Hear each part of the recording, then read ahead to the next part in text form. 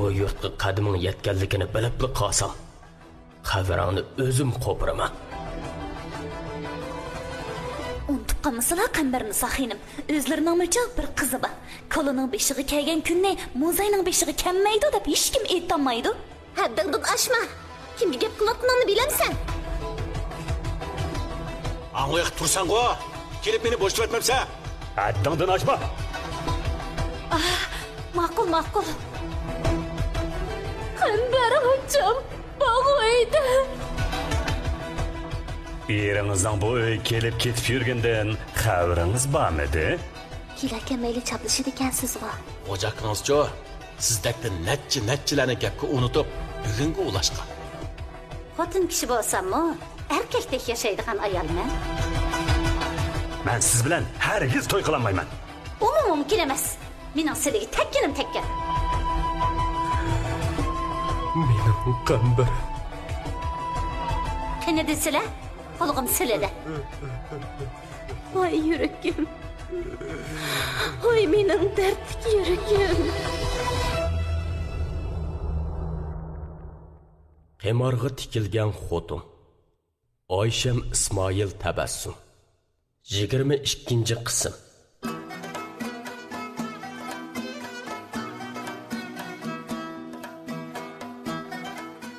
Seyitboy kesilini tortishib, orolli yotqachqa buni bilmadi. Lekin marhum Shahzodam xonim yillardan beri tarbiyalab pishirayotgan, mana hozir birovning ko'ziga shundoqlik qarab, nima o'ylayotganligini, nima fikr qilmoqchi ekanligini bilib olgudek darajada pishib yetilgan Ro'zixon bularni bayqab qoldi. O Zivarniso qiladigan ishlarni qo'liga elib, Qambarniso xonimga Zivarnisoni cheqib olish fursati bermadi. Qambarniso xonim Zivarnisoni xohlagancha silkiyaligini bilan marhum Shahzodam xonim qavatla omroqlik qiladigan, qaramoqqa ona boladek ko'nishib qolgan Zo'rixondan xelili aymanatdi, taptatdi. Zivarnisoni qancha cheqib olsa-mu, Zo'rixonga qattiq tegishga jur'at qilolmaydi. Gerçi Zo'rixonning bu uydagi o'rni faqat dedakdan iborat bo'lsa-mu, yillardan beri Shahzodam xonimning o'ng so'l qanoti bo'lib kelganligi tufaylidan hurmatda Qambarniso xonimdan qilishmaydi. Shunga Zivarnisoga sanchiladigan fursat topolmay siqildi. Zo'rixonning qasdan orqa qisilib olib, Zivarnisoni qo'davotqiniga ochchig'i keldi. Yaqindan beri Qambarniso xonimning Zivarnisoni Seyitboyning yanida to'liq qoldirdigan bo'lib qolgani bu zehni o'tkir begimning nazaridan qochib qutulolmadi. Seyitboy talog'a haydisa, Qambarniso xonim kasalxonaga haydab yurib, uning ko'ngli yerim bo'ldi. Zodi nada turishni, kimning gapini anglashni bilmay ichi siqildi. Zo'rixonning Zivarnisoni qo'riq sirtidagi uyga ketishga da'vat qilishimi Qambarniso xonimning tig'dak tegishi bilan ikkinchi eg'izga elinmadi.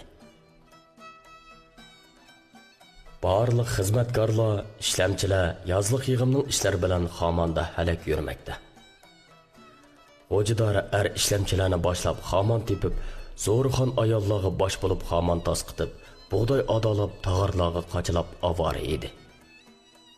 Seyitboyning yanida Qambarniso xonim bilan Zivarnisolik qolgan.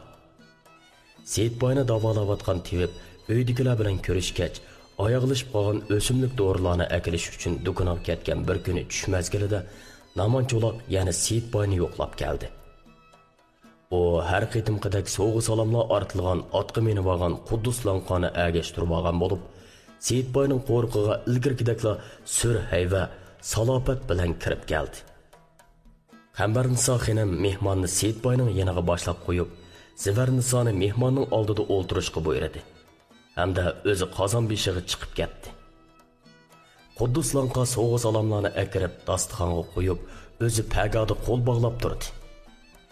Namancho'loq uning bu yerda turishini absiz ko'rdi bo'g'ay, aytdi. Quddus, sen qaytib ketib, Matturda burtqa yordamlash. Bugundan qoldirmay bug'doylarni ambarga to'shitanglar. Men birodarimga hamroh bo'lib, kechroq qaytaman. Voy, xo'sh begim, xo'sh, shunday qilay, men shunday qilay.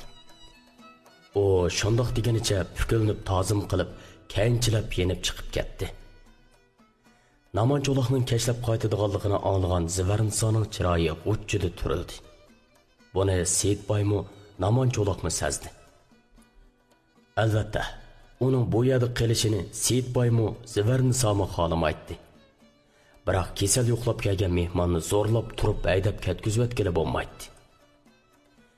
Zivarniso Qambarniso xonimga yordamlashish bahonasida oshxonaga chiqib ketganda, Naman Cho'loq bezonlikini voyaga yetkazib, xuddi o'z uyida turayotgandek bir holatda tomjovan ichidan ta'tillo takiyadan ishkini akilib, o'zi o'ltirgan yekandozga qo'shlab qo'yib, takiya yonboshlab singoya yetib ketdi.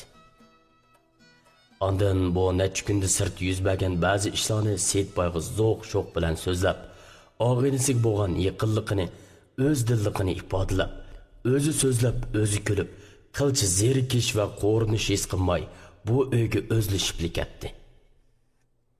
Gerçi Seyitboy kesal sababidan o'ruqlab, mag'dursizlanib ketgan bo'lsa-mu, Naman Cho'loqning gaplari uningga xush yoqmasa-mu, shu topda sirti bo'lgan ishlarga ko'ngil bo'lgidek, Naman Cho'loq agishib kulgidek holi bo'lmasa-mu, onasining vafotidan keyin texmi ojizlab, gepi bo'lsa asosan ishorat orqali uqtirgan bo'lib qolgan bo'lsa-mu, birodarining yuzini oyab, uning gaplarini mundoqla anglab qo'yib, ancha-muncha kulimsirab, uning gaplariga qarta to'limi zaif ovozda bira-bira shundoqmi? Shundoqdi, tangjumo deganda qisqili so'zlar bilan Naman Cho'loqning mung'i mung bo'lib yotadi. Seyitboy uchun bundan boshqa amalmi yo'q. Chunki onasi tugab ketib, o'zi kasal yotgandan beri bu uyga 6 kun 7 qitim keladigan bo'lib qolgan bu Qo'shon Cho'loqni keting degani yuzi chidamadi. O'zi ketay deb qo'zg'alib qolmasa, ansirab ketidi Seyitboy. Bugun ketmay mush yerda qo'naman deb qolarmi deb. Ishqilib, Naman Cho'loq bu uyning bo'sog'isida paydo bo'lib qolsa, Seyitboy bilan Zivarnisoning yuragi suv, ko'ngli g'ash. Zivarniso bir tovoq polonni ko'tarib kirganda, Naman Cho'loq takiyaga qiyshib uxlab qolgan edi. Seyitboy mo sal mugdab qolgan bo'lib, Zivarnisoning shipirlig'an oyoq tivishini anglab, darrov ko'zini ochdi va uni shap chiqarmay asta chiqib ketishga buyurdi. Zivarniso joyida chippida to'xtadi va qandoq kirgan bo'lsa, yana shundoq chiqib ketdi. U Qambarniso xonimga har ikkalanning uxlab qolganligini aytib, tovoqdagi oshni qozonga to'kib, tuvoqni yipib qo'ydi. Qozon beshidan beka bo'lgan Qambarniso xonim Zivarnisoni birdam orom elib olishga buyurib, o'zi qachonlardir chiqib tayyorlab qo'yilgan tosh tuzni chilashga tutindi. Zivarnisoning men yordamlashay deganiga unamay, uni zo'rlab degudek chiqarib-atdi. Zivarniso bolalarning asldagi hujrasiga kirib, eshikni kichikkina ochiq qo'yib yopdi. Chunki butun yipib yoki ichidan ilib qo'ysa, Seyitboy chaqirib qolsa, uy ichiga anglanmay qoladi. O kot supi ustiga doim silliqliq turadigan maxmal ko'rpaga takiya qo'yib yotdi. Umtikin studiyasi. Qo'shkezak bolalarni arkaltib o'ltirgan Zivarnisoning ko'ksini bir qo'l qattiq mo'jidi. Zivarniso eliq qo'lning egisini ko'madi. Ammo u qo'lni zardi bilan ittiribdi. Eliq qo'l teg'imi asabiylashib, uning maydillarini qo'pol selashtirib, qattiq mo'jishga boshladi. Zivarniso ochiqda yerilg'udak bo'lib, u qo'lni sat silkiganicha uyg'onib ketdi. Va yanada o'ltirib, sut qetishib ding'ida bo'lib qolgan ko'ksini adab mo'jiyotgan Naman Cho'loqni ko'rdi. Zivarniso qattiq cho'chidi. Cho'chiganda bu qabohat tuyg'usida andikib, g'azab bilan chakchaydi hamda Naman Cho'loqning yana o'ziga so'zlayotgan qo'lini ittirib yetib, supudan tushgani tamshaldi. Naman Cho'loq qoq beg'ishidan kesilib ketgan so'l beligi bilan Zivarnisoni kuchab ittirib ko'rpaga yiqitdi. Ondan chaqmoq tezligida Cho'loq beliki ham yerim gavdisi bilan uni besivilib, o'ng qo'lida kiyimlarini tortiqlashtirib yatqili turdi. Zivarniso jon halqumida vaqirab-chaqirab, Naman Cho'loqni ig'ziga kagini chitillab, kuchining boricha tepchaklab yo'lqinib ketdi. Lekin har qancha qissimi o'zidan uchasi yo'g'on, kuchdangur, qomatlik ham gavri Naman Cho'loqni yengib, uning qo'lidan qechib qutulib chiqolmadi. Uy ichida tirkishish, elishish davomlashib atadi. Qiyochiyadan andikkan Seyitboy jonsiz gavdisini o'ri qilish uchun xeli tirishib baqqan bo'lsa-mu o'rnidan turolmadi. U ba kuchini yig'ib Qambarniso xonimni chaqirib baqdi. Ammo ovozini Qambarniso xonim tugul o'zimi tasda anqirdi. Oxiri bo'lmay Nimjon tenini so'rab, bir g'irich, yarim g'irichdan ilgirlab supining leviga kelganda, ziyoda mag'dursizlik, andisha va jiddiylashish sababidan o'shidan ketib, badanining yerimi supidan sangilgan holda yetib qoldi.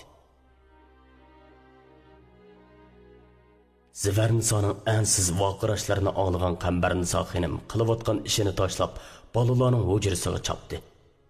Lekin eshik tugiga kiribla yana to'xtab qoldi.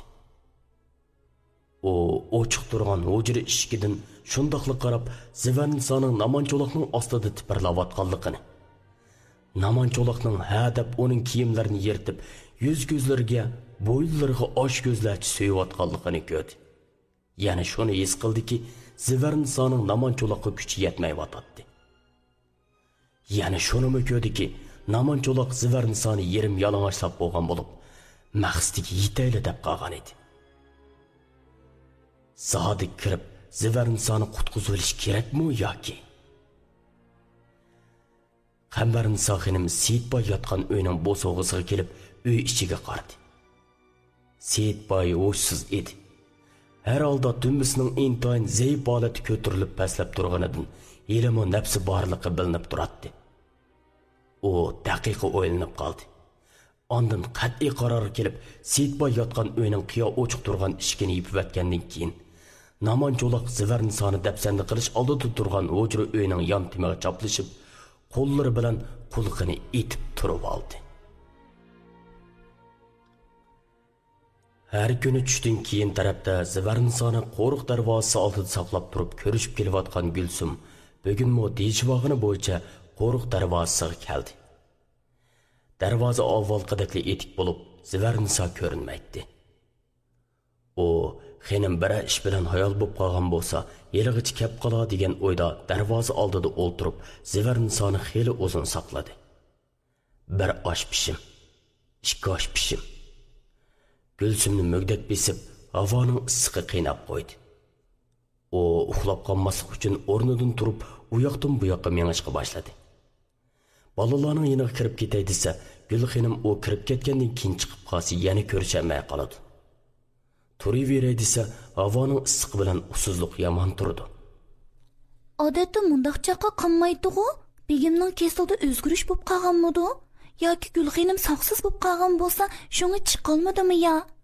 Biror ish bo'lsa bilish kerakdi-ku shu topda. Qo'riq ichidagi qaysi bir kishi bilan bo'lmasin, cho'qim hozir ko'rishmisi bo'lmaydi.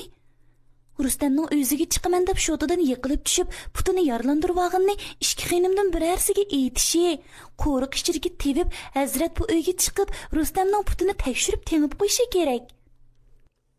Gulsum shu xiyollarning titliqida xeli uzun saqlagan bo'lsa-mu, Zivarniso yanala chiqmadi.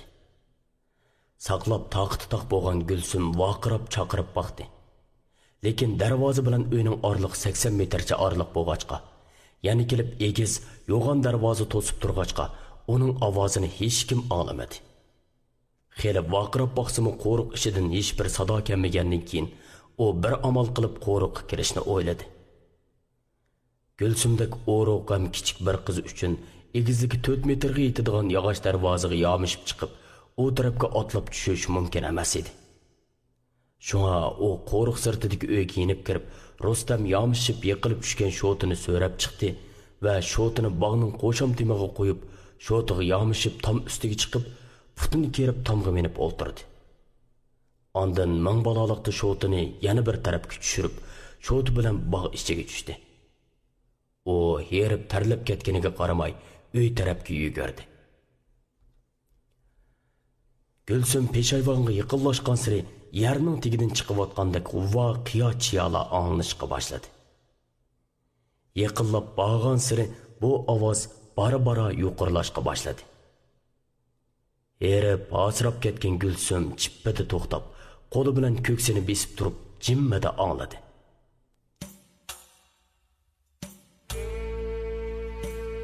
Yani şu ovoz.